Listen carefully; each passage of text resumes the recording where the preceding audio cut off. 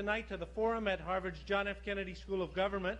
It's a great pleasure to have the former ambassador of the United States to the Soviet Union, Art Hartman, here as our speaker, and Professor Dick Pipes to comment, to introduce our speakers and to moderate the panel.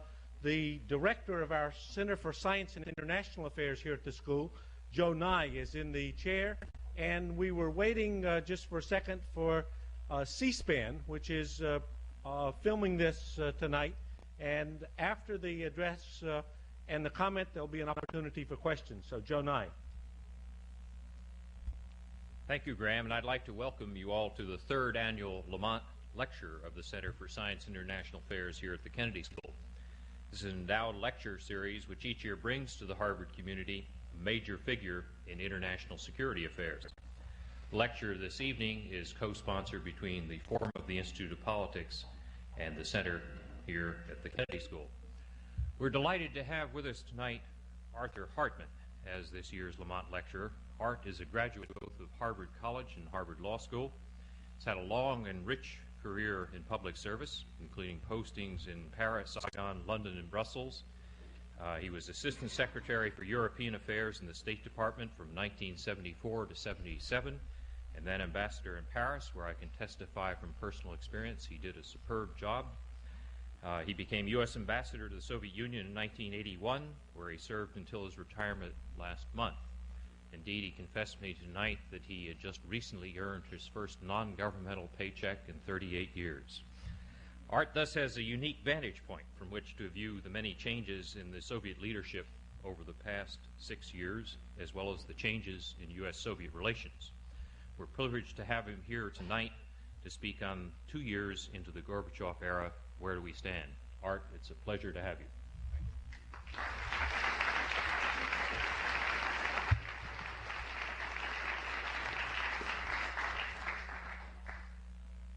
I think I will take this as well, if I may. I must say, speaking here is something of a visual experience. I sort of felt I was in the bear pit in Washington, but here I really am in it and surrounded, and it's a new experience for me. Coming back to the United States at this particular time, and with the sort of major impression that Mr. Gorbachev has made not only on our society but on European society, and indeed perhaps in his own country, I have a feeling that my role as someone who has lived there for 5 years and has watched the process during that time is to throw out an anchor to the wind and to kind of hold people down in their enthusiasm. This doesn't come naturally to me. I'm sort of an optimistic type myself. But I find it's necessary because I find people looking at Mr. Gorbachev and almost as if it were a kind of Rorschach test, they read things into, I won't say his ink blot, but into him as a kind of open, unidentified slate, and people sort of think of all of their hopes being centered on this man, and that if they just wish hard enough, he will turn out to be the kind of fellow they would like to see running the other superpower. Well, I'm afraid in my 5 years in the Soviet Union, and I don't think I probably needed even that length of time, I have come to conclusions which are slightly more pessimistic, but I think they are conclusions that one must examine not so much in the light of what is being said by Mr. Gorbachev or the fact that he's a new personality on the scene, but what has made him, what has brought him to this high position of authority in the Soviet Union, and indeed what forms the context in which Soviet policy is made in terms of the history of that country, going back even before the revolution? Well, just to throw out a few descriptive terms, I think there is ample evidence, if you read the statements that have been made, if you watch the performance of Mr. Gorbachev, if you look at what he is doing and compare it with other periods in the post-war era, particularly the Khrushchev period, or even some of the things that happened in the late Lenin period, you've got to say that he is an ideologue. That is, he believes that the Marxist-Leninist system is a good system, that it has elements of social justice which are, for the Soviet Union particularly and for other parts of the world, something that should be emulated, that would contribute to a betterment of the world scene. He is a man, I believe, who is orthodox in his views, and this is not the impression that he gives. One has the impression from reading the press that he is the great experimenter, that he is a man who believes in major reforms. I don't think this is the case. He is a patriot, he's a Russian, he's a lawyer, very unusual, the first leader since Lenin to have gone via that professional route to the top of the Soviet system. He's a fortunate man. He's got a lot of luck. If you see how he came to power, he first of all went through his law training, and then in a rather unusual move, I think, he went back to the area that he'd come from, which in this country would be known as the sticks. He didn't try to make his career in Moscow. Instead, he went back to the area that he knew best, and very slowly and with great hard work, he brought himself up through the party structure. Now, this is a man, it seems to me, that you've got to look at today in terms of his formation, and you have to ask yourself, does he sound like the kind of man who is going to suggest major changes in the way the communist system is organized and the way that it functions? I don't think so. His particular gift is in being able to work within the party structure. He has never had a job that was not related to the party, unlike, for example, the Prime Minister of the Soviet Union, who ran a major industrial enterprise. He ran the great industrial area of the Urals. Mr. Gorbachev has never done that. He's been a party official in charge of agriculture. He's had much to do with the rural areas, but he has never actually been in charge of the physical production of goods. So, and his Russianness, I think, is the other thing that one must constantly emphasize. So he's a man with skill and luck and party orientation. He was brought along by the party ideologues. Suslov, I think, had a lot to do with the promotion of his career.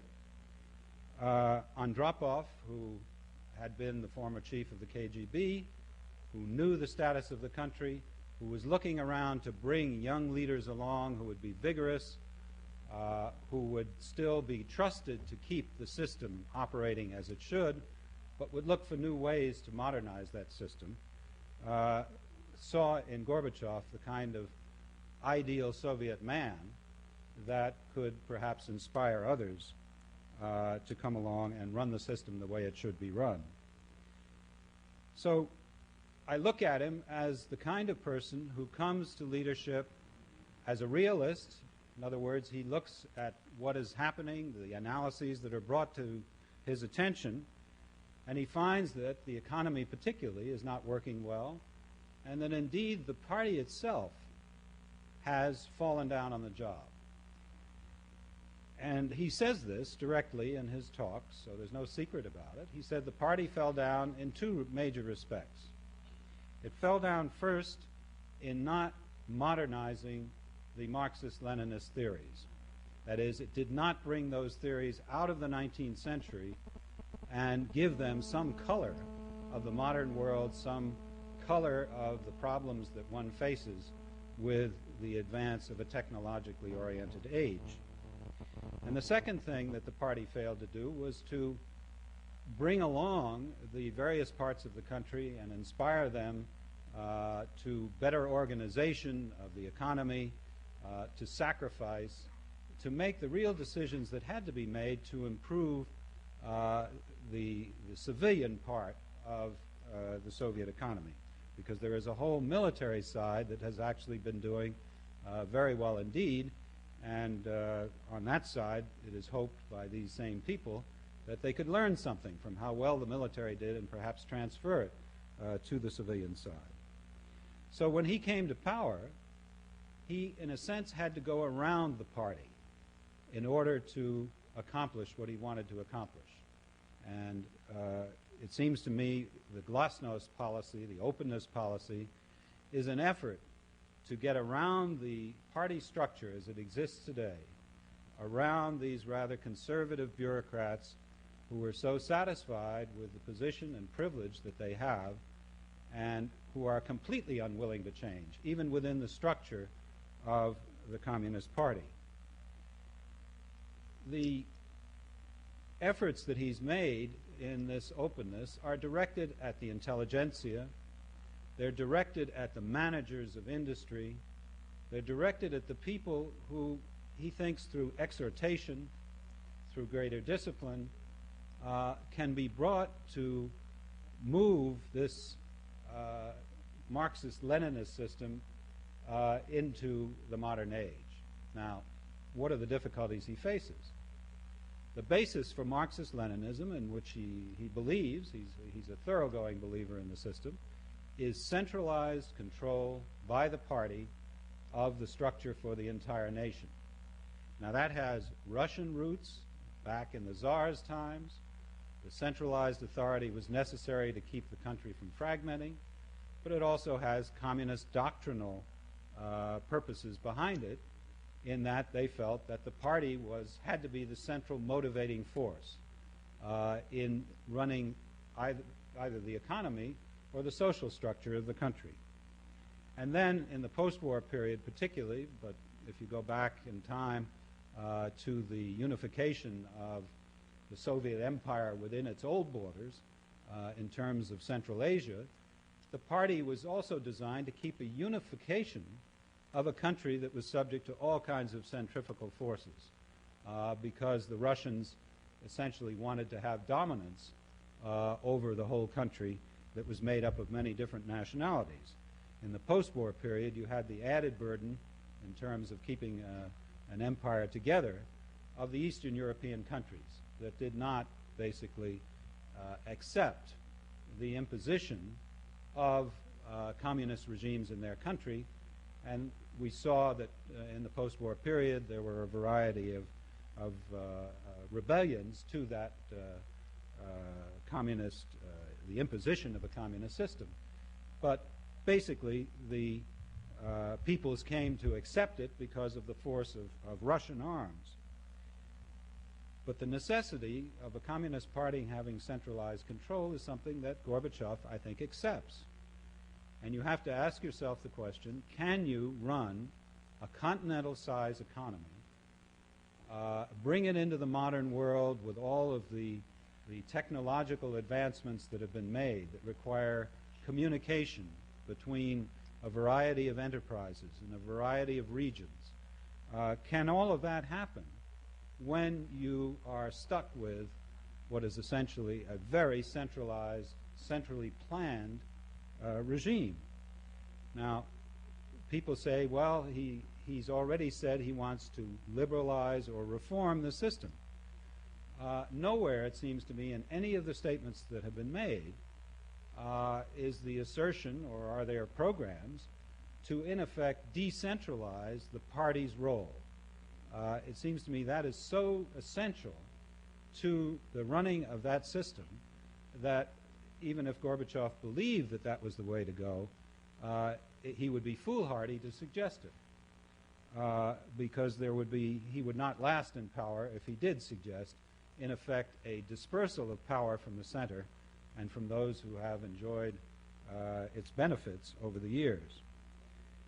Now, the other problems that he faces domestically are obviously the slow growth rate in the economy, the difficulty of applying technologies to a civilian industry that is producing for consumers, not just on the consumption side, but, for example, in designs of machinery for broader use than military purposes. All of these things require an interaction among a variety of elements in that economy that a centrally planned and centrally controlled regime cannot accept. Now, there are economists around Mr. Gorbachev, and he has brought these people in for advice, who suggest rather major changes in that system. I look not at the statements they used to make before they came to Moscow, but at the decrees and laws that have been passed in recent months and over the last year. And it seems to me the pattern of those decrees and laws is a dominance of orthodoxy. If you look, for example, at the rather modest law that allows individual initiative, there's a provision in that law that says you may not hire labor.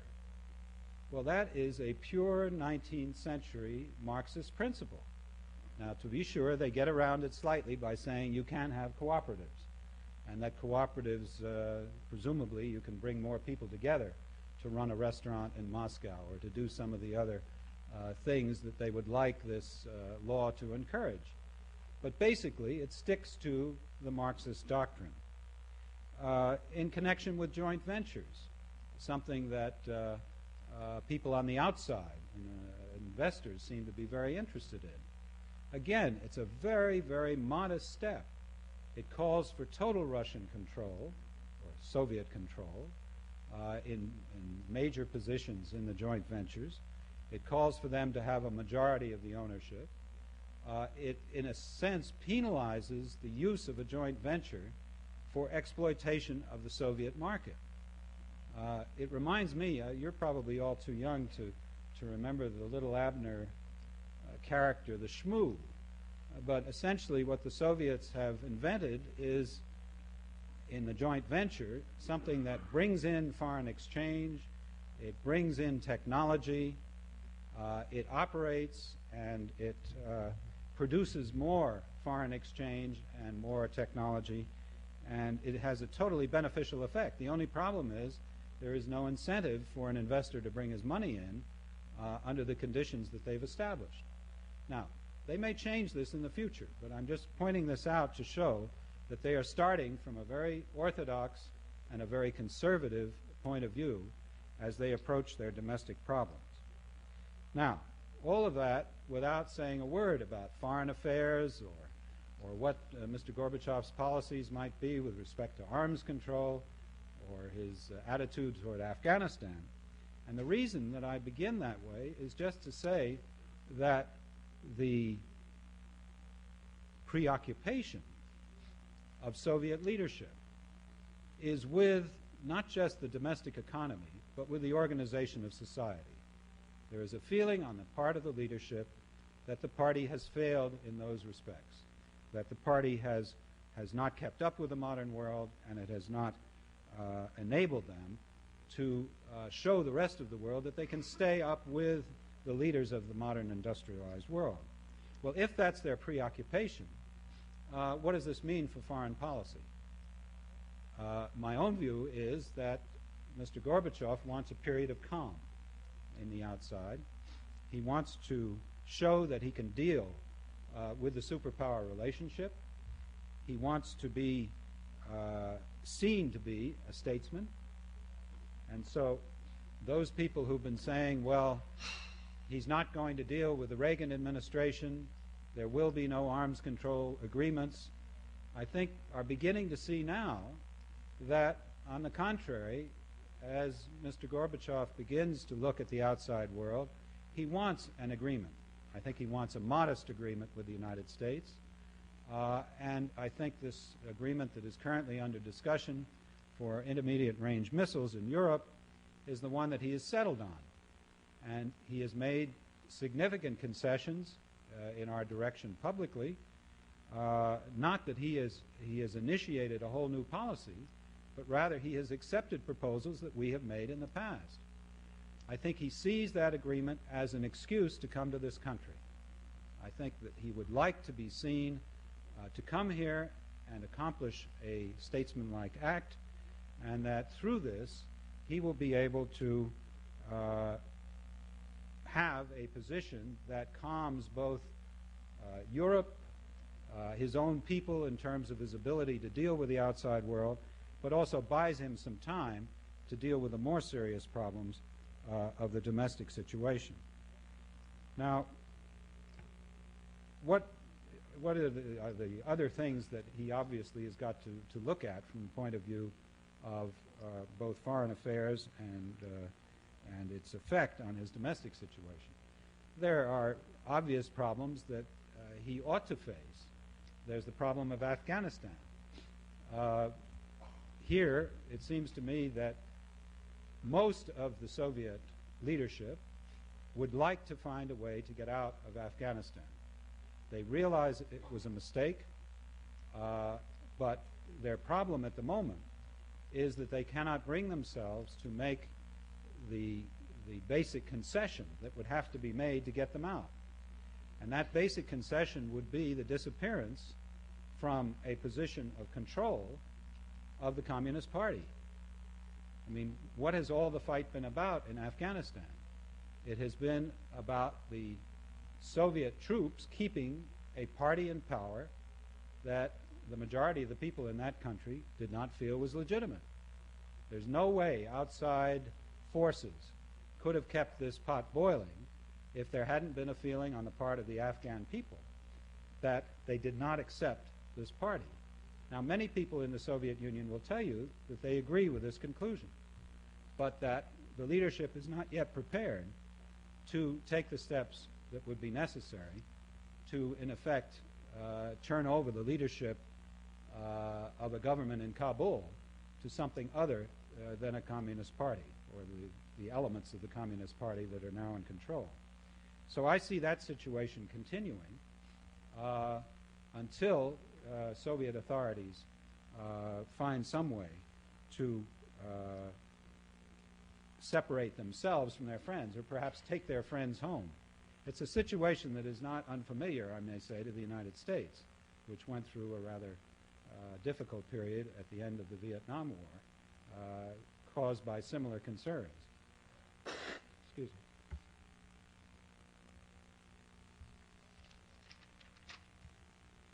In talking about the regional efforts of the Soviet Union at the moment, it seems to me we see a period of calm also in places like the Middle East.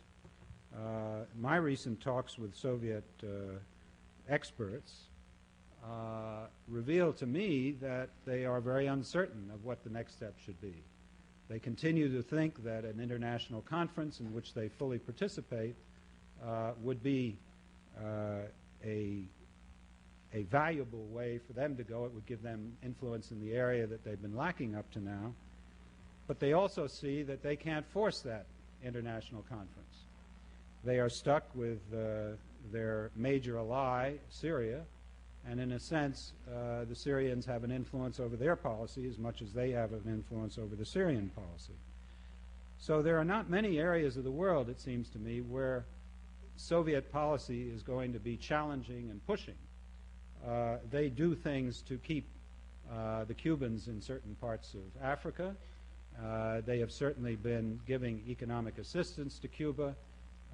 They have been doing things to keep the regime in Nicaragua afloat. But I think they've been doing as little as they can get away with. My own view is that they are feeling a resource pinch.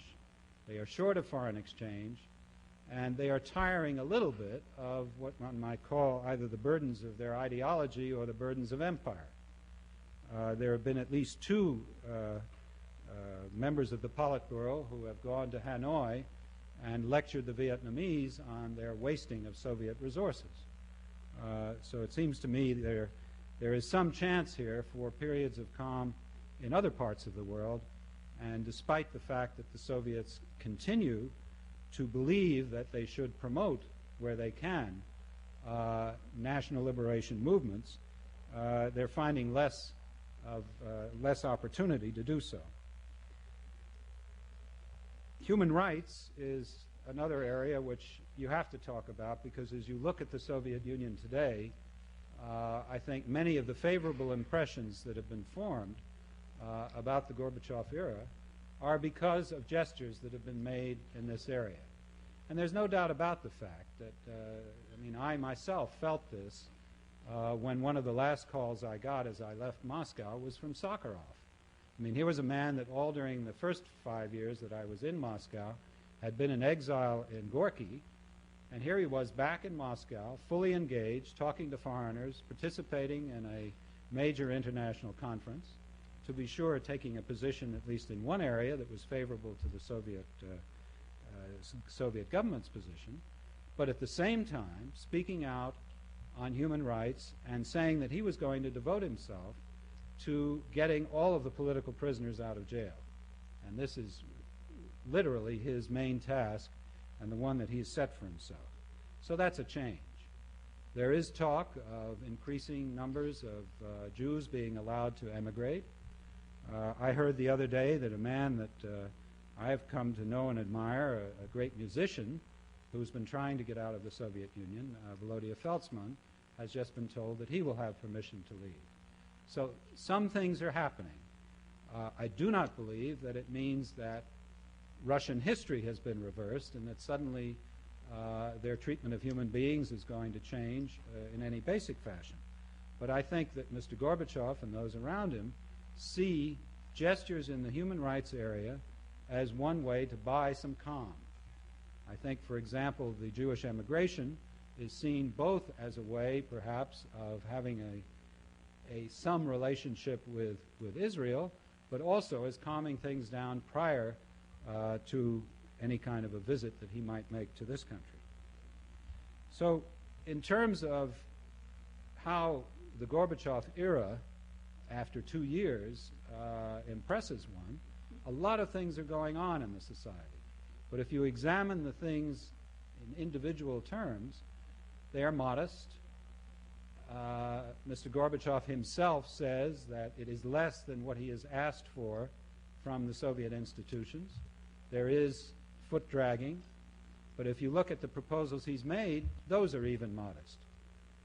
And I think the real test will come perhaps 3 or 4 years from now, when the rather modest measures that have been taken do not have a major effect in increasing the growth rates in that country, and it will be seen, particularly in the more advanced areas of the non-military sectors, to be falling behind. And I don't mean falling behind the United States, but as we can see in terms of the competition we have around the world, falling behind Japan, maybe Hong Kong, Taiwan, and other places that are able to adopt modern technology to their societies.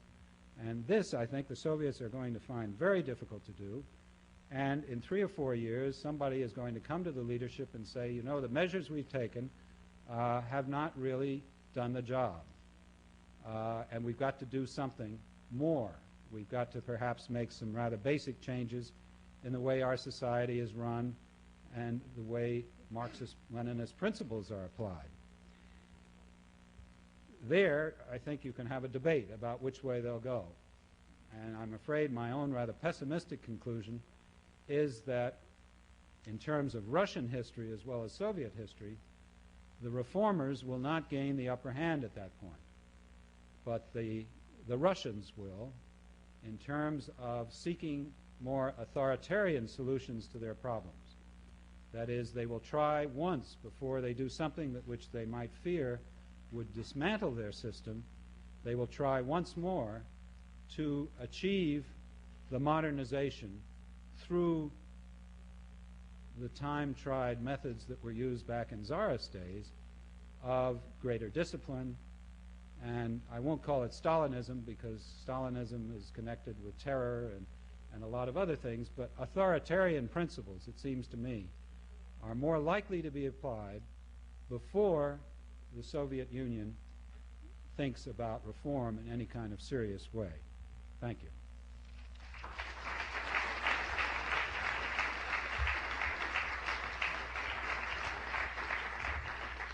Thank you very much, Art. For commentator tonight, we've asked Richard Pipes to lead, and Dick Pipes is the Frank Baird Professor of History at Harvard. He's Director of East European and Soviet Affairs for the National Security Council in 1981-1982, and author most recently of Survival is Not Enough. Dick?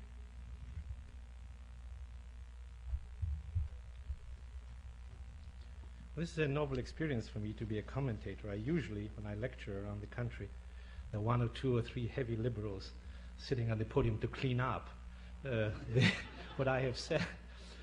And here I am to comment, presumably from the right, except that I find that in almost all cases I agree with Ambassador Hartman, which proves either he has moved my way or I his way, I don't know, over the years. Your way. But I'm gratified if you move my way. Gorbachev. There's a fascination in this country with not only Gorbachev, but with all political personalities. We personalize politics. We are totally untrained in looking at politics in any kind of more systematic way, because it is the media that convey political realities to us, and you cannot depict on the cover of Time magazine the nomenclatura or the Soviet system. You can portray a man. And we, in domestic politics and foreign policy, tend to focus much too much on individuals, which leads very often to disappointments. This was perhaps all right in the age of Stalin, who indeed did make all politics, but has not been true either before Stalin or after Stalin. Russia is an extremely conservative country. You can never stress it. They even took socialism and made it conservative. They are conservative because they have never succeeded over the centuries in building a really effective state structure in which the government would somehow collaborate with social and other institutions. So if the government was in any crisis, the social institutions would move in and take over. I'm working on a history of the Russian Revolution 1917. The collapse of everything in Russia that occurred within 2 weeks after the Tsar abdicated. It was stunning. There's nothing like it has been known in history. Everything went to pieces. And when everything goes to pieces in Russia, chaos ensues, anarchy ensues, and people at each other's throats. Ethnic groups, social groups, everybody. Therefore, Russians fear. Russians prefer an evil system they know to one which they don't know. They are afraid more than anything else of weak authority and of the chaos that's going to ensue. And that, of course, sets very strict limits on what the reformers can do. And they have to do something. The ambassador said it, I can repeat it, this system doesn't work. It doesn't work economically, it doesn't work politically, it only works militarily. But that's not enough to keep a society going. So one has to alter it. The Stalinist system, which is still basically in effect minus Stalin and his terror, has outlived its usefulness. You can't run a society today and keep up with the West unless you're an island somewhere, totally isolated, or a different planet, the way Stalin ran his society. So you have to change something. But in the process, you run into tremendous opposition. Nomenclatura, the leading elite of the Communist Party, which enjoys privileges and powers and wealth, which is unparalleled in that society, will no question lose a great deal from reform. It will lose power because the party will lose authority over the economics and management. It will lose, for example, authority if indeed the government succeeds in bringing party officials to heel on matters of exceeding their legal rights. Workers don't like it because workers are conditioned for years in Russia to produce shoddy goods and get paid by the piece. Now, we now know from the press they've introduced efficiency experts in various factories. In one factory, according to the Soviet press, salaries have been already reduced by 30% because of the rejection of shoddy goods. They found that 60% of the machine building plants have not been able to meet their quotas because of rejections of shoddy goods. And this, managers don't like it, workers don't like it. The reform will involve, economic reform, will involve sharply reducing subsidies for basic items, such as staple foods, above all bread, which swallows an enormous part of the Soviet budget, transportation and housing. People don't like that. So you have an enormous amount of resistance, which is admitted by the government inside the country and which is very openly admitted abroad. I was in Berlin some 10 days ago, and in the East German newspapers there was an interview with a Politburo member of the East German party, somebody called Kurt Hager, who was asked if East Germany is going to follow the Soviet example.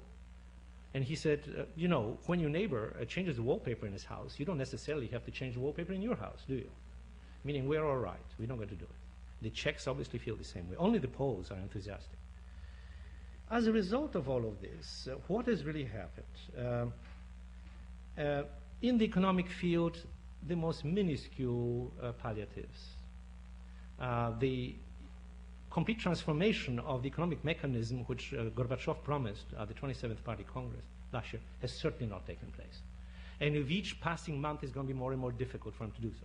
Because in the Soviet Union, as in this country, when a president gets elected or a first secretary gets appointed, he has a certain momentum which he can exploit in the first year or two. And after that, he begins to run out of steam. In politics, there's talk of elections, not only to state, but even to party offices. Attempts have been made here or there. From the reports one gets, they've been jokes. Often they are used to remove deadwood. That is, there's a Brezhnev appointee who is 75 years old, whom you can dislodge.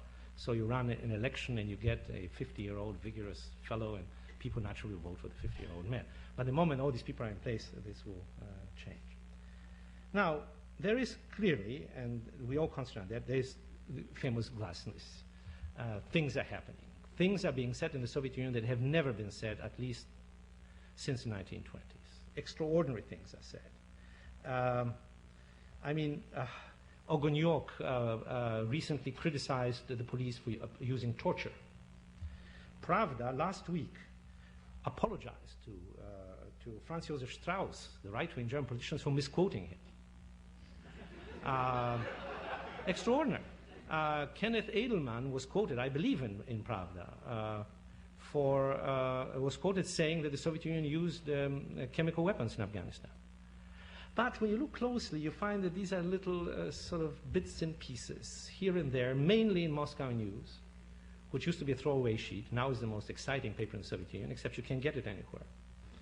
They allegedly have a printing of 250,000 copies in English, and then additional printings in Arabic, French, Spanish, and I think another language, but nobody seems to be able to get it. But in the other press, you get an occasional item, which obviously somebody from the Politburo Central Committee insists we put in. But the rest of the press is pretty much as it was.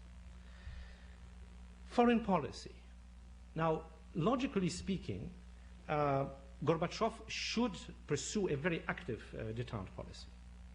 He should do what the Chinese have done, totally reverse foreign policy. But he can't do it. And why can't he do it? Because in order to carry out the internal reforms, which are number one on his agenda, he has to placate the conservatives and the Stalinists and the military, who think this whole thing is very dangerous and very un-Russian. Now, if he at the same time begins to seriously disarm, pull out of Afghanistan, pull out of Mongolia, and do other things of this sort, he will appear as really a man who's selling the Soviet Union down the river. He cannot do it. He has to play on nationalism. There are some very strange things happening in this field, incidentally. You may have seen 2 or 3 months ago in Time magazine, there was an interview with Yevtushenko, this sort of curious, idiosyncratic party spokesman. And Yevtushenko said that when he was here in 1966, I believe, Bobby Kennedy took him aside into a bathroom, turned on the shower, and told him that 2 of the leading Russian dissidents, dissident writers of the time, Sinyavsky and Daniel, were betrayed to the Soviet Union by American secret services. And the reason this was done, according to Yevtushenko, when he asked Bobby Kennedy, was because we were suffering terrible embarrassment in Vietnam and we wanted to deflect attention to the Soviet Union. Now, there appeared shortly after this, I don't know if the story is true or not, The interpreter who was there, an American whom I know, swears it was. But it's not relevant. What is relevant, it would speak very badly of us if we indeed did it, and I hope we didn't. But what is interesting is that this was picked up in the Soviet press. And the lesson from this was, you see, it is the Americans and the American secret services that have got us into trouble persecuting intellectuals, patriotic intellectuals like Sinyavsky. Now, in Moscow News, there was an article in February, where a journalist said as follows, I quote, "Our adversaries need an unfree Soviet Union. They need a hibernating giant." In other words, if you oppose reform, you are essentially unpatriotic. You're essentially a traitor. And the day may come when Stalin will be treated as a Western agent. The whole oppressive apparatus, the whole oppressive period in Russian history was done by the West. Now, this is a clever ploy. But what it means is that one has to play on nationalism for the purpose of carrying out the reforms. And that does not speak well for the possibilities of change in foreign policy. And indeed, as Ambassador Hartmann has said, nothing great has happened. They haven't pulled out of Afghanistan. They haven't met any of the Chinese free conditions. They haven't done anything really, except arms control, which is the cheapest thing to do. Because I don't think they sacrifice very much. They get a lot of publicity. They sow confusion in Washington. They cause all kinds of disagreements between us and our allies. And that is the field which they have for themselves. And they have a fabulous way of getting on the front page of the New York Times. 2-3 times a week on the front page of the New York Times is the Soviet Union, Gorbachev, or somebody else talking about arms control. But when you get down to the nitty-gritty, they have done terribly little. Now, to conclude, what is the possibility of something really happening? My guess is that no great reforms will occur because the force of resistance is too large, and I think that Gorbachev was picked for his job precisely because he presents an attractive image abroad, and because he's likely to, in the eyes of his colleagues who picked him, to revitalize the system without really changing it, without undermining their authority. Now, the chances are that one of two things will happen. Either he will persist and they will remove him, or he will act the way a number of reforming Russian Tsars have acted, Catherine the Great, Alexander I, Alexander II, after 2-3 years get bored of the whole thing and say, okay, we have done what needs to be done, the system is terrific, and particularly if we have an economic crisis in the West, and go on as he had. To change the Soviet Union, I am afraid you need an Ivan the Terrible, or a Peter the Great. I mean somebody who breaks necks. That's something they will understand, and that's something they will fear. They have tremendous respect. The word Grozny, terrible, Ivan the Terrible, even Grozny, is not a pejorative term in Russia. It means awesome. It means a truly majestic ruler. I'm not sure that Gorbachev qualifies, and for that reason I think his future is not as bright as many well-wishing people hope. Thank you.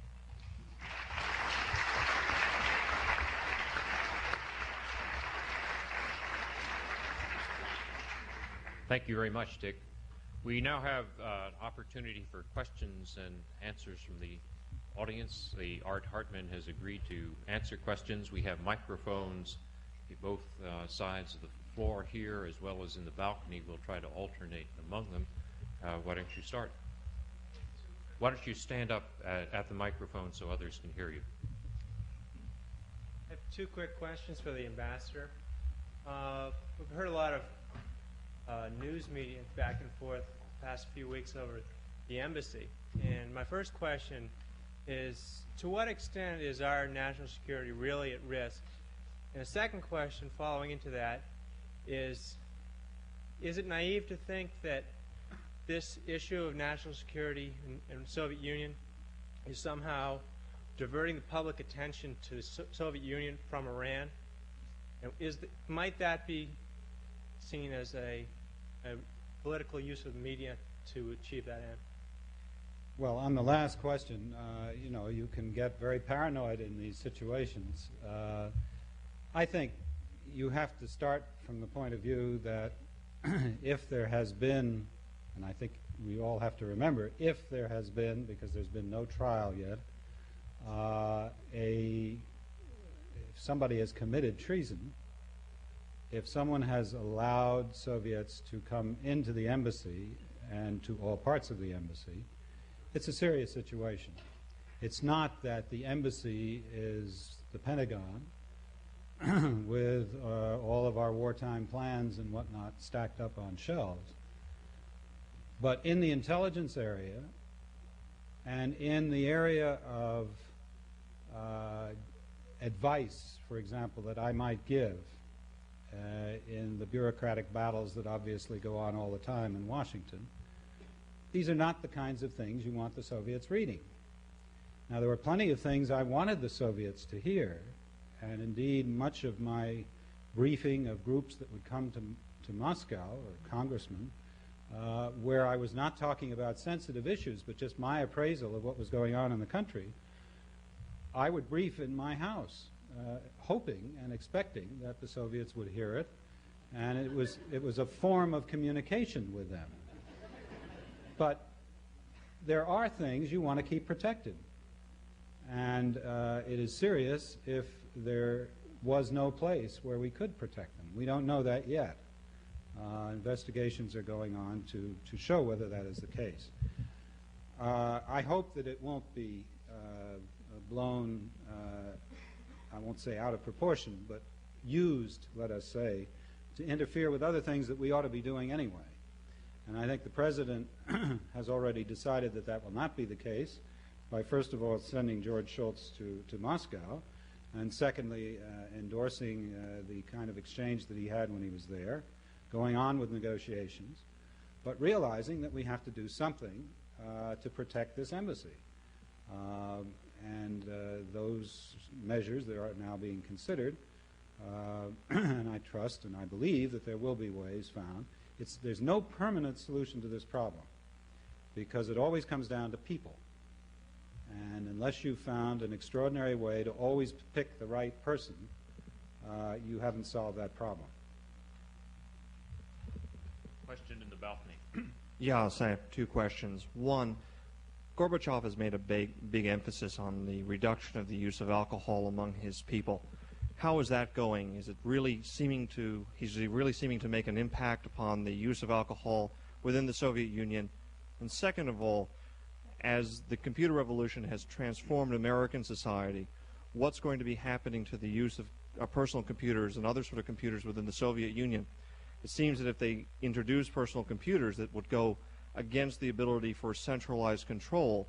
Yet at the same time, if personal computers don't seem to take over, the Soviet Union runs the risk of falling even farther behind in the technology race. What does the Politburo and Gorbachev think they're going to be doing about this as well?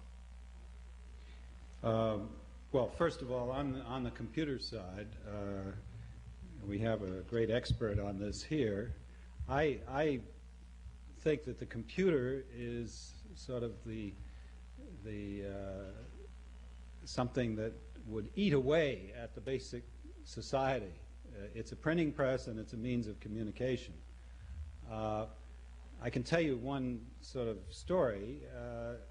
There was an American who came over to work in a scientific institute on a purely peaceful project that had to do with nuclear energy in a field where the Soviets had quite a bit of to contribute, namely fusion research. He saw that his colleagues were moving in a direction that he knew was a dead end because he'd done his research in America on that. So he took out his little card from Livermore laboratory and was prepared to sort of dial into the telephone and get his results out of the computer, unclassified results. When the Institute asked for permission from Moscow, because they were outside of Moscow, to use the telephone for this purpose, the KGB said absolutely not, because they were fearful that somehow or other information in the Soviet Union would be drained off to Livermore by this process. So, you know, to me, their most serious problem is this lack of communication, their regard for secrecy. Anything that is used at any time by the military gets classified to the point where it cannot be used on the civilian side. Now, my last lunch with Dobrinin, who's now in the party secretariat and was ambassador here in this country for so many years, and a man who knows the West, he described with great glee how they're going to overcome this problem by using military production plants to build refrigerators. This is something that was started in the Brezhnev era. But he said that these plants would be used to test the purely civilian plants. In other words, a kind of competition between the military and the civilian. Well, this is crazy because the military people would have all of the advantages. They have the best machinery, they have the best resources, they have the best people. So it's no fair test at all. But unless they can break down these barriers, they cannot modernize their society. In a sense, bringing in technology from the outside is one way to break those barriers down by allowing Western techniques to come where their own military won't give up the techniques into the civilian sector. What was the first part of the question? Had to do with alcohol use. Oh, yeah. On alcohol, it is a national disease in that country. It is not solved by fiat. What has happened is they've raised the price, they've lowered the production, and as I was saying to some people earlier, and this is obviously a subjective and a very small sample, the women, instead of being beaten by drunks, now find that their budget is being eaten up by the increased price that the husband has to pay when he goes out to try and find liquor. It is a problem that is not going to be done away with without a massive medical program and without something being done to provide something else in that society to occupy people. I mean, they're starting now with the youth to have greater sport programs, to somehow or other introduce, particularly outside the big cities, something that will divert people and keep them from going toward alcohol, which has been the traditional escape for this country that has almost 30% of its population, even today, involved in rural affairs. Right, the other balcony. Yeah, Mr. Ambassador, I wanted to ask you what I hope are two related questions. First concerns debate in this country over whether the United States should encourage Gorbachev and the Soviet Union to reform. The arguments being that a stronger Soviet Union domestically could become a more formidable adversary. How do you stand on that? Should we encourage it? And the second question, also among Soviet experts in this country and quite a few at the Russian Research Center here at Harvard, is that in the next 2, 3, 4 years at the latest, Gorbachev will be gone if he continues on the current road that he's on. Do you agree with this prediction? And if so, given the uncertainty of Soviet succession, how does this bode for the Soviet Union and also the United States? Well, on the second question, I really don't see any point in predicting the demise. I've described what I think is a process that will take place, say 3 or 4 years from now, when the more efficiency-oriented scientists, technologists, people who are actually in charge of producing goods, come to the leadership, the political leadership, the ideological leadership, and tell them that the reforms aren't working. And then my feeling is they will go in a more authoritarian direction before they change their society or try to change Marxist-Leninist principles.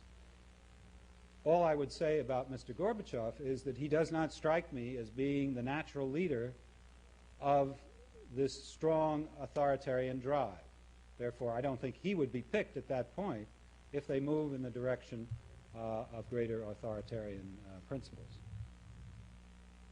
You also asked whether reform is good for us. Well, on that, I think it's a question that really is kind of ridiculous to try and answer.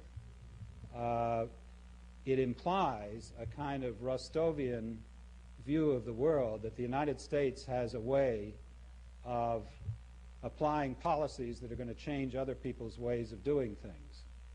I should think that our post-war history has shown us that we have a very poor track record in that respect. And therefore, I would never want the United States to make its policy on the basis that it thinks it's going to influence an internal reform in a country like the Soviet Union. There may be things that we can do that encourage them, for example, to move toward greater openness. I think that if that is a direction they're moving in, that would be something that would be useful to us in terms of our own security. I think part of the problem that we have in dealing with security issues is the closed nature of Soviet society, Russian society, and their inability to discuss and to deal with the outside world with the kinds of openness and interchange that takes place among even us, say, and the Eastern European countries. And I think it would be more stable if the Soviets moved in that direction. So I can think of some policies that would urge them, perhaps, to move in that direction. But I would never want to have a policy designed to produce a specific reaction from the Soviets, because I think we wouldn't know how to go about it. A little bit upstairs. Ambassador, the number of career Foreign Service officers now serving as ambassador is at an all-time low, I believe, and continuing to drop. Yeah. Would you comment on your thoughts on the future of the career Foreign Service officer as a policymaker and as an ambassador? Well, I have been very concerned about this. I've expressed the concern to the President and the Secretary of State.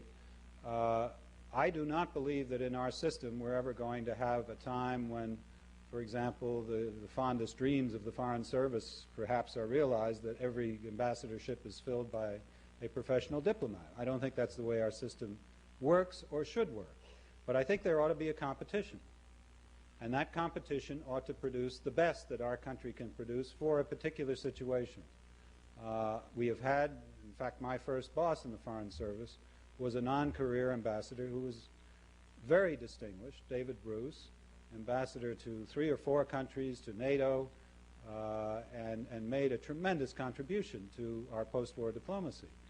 I can think of professionals who have made contributions. I think there ought to be a real competition, and we ought to put the best individual in those jobs, regardless of whether they are career or non-career. 2 related questions, if I may, returning to the question of foreign affairs and the Third World in particular. Much as Professor Pipes has argued, Dimitri Simes wrote in this winter's Foreign Affairs that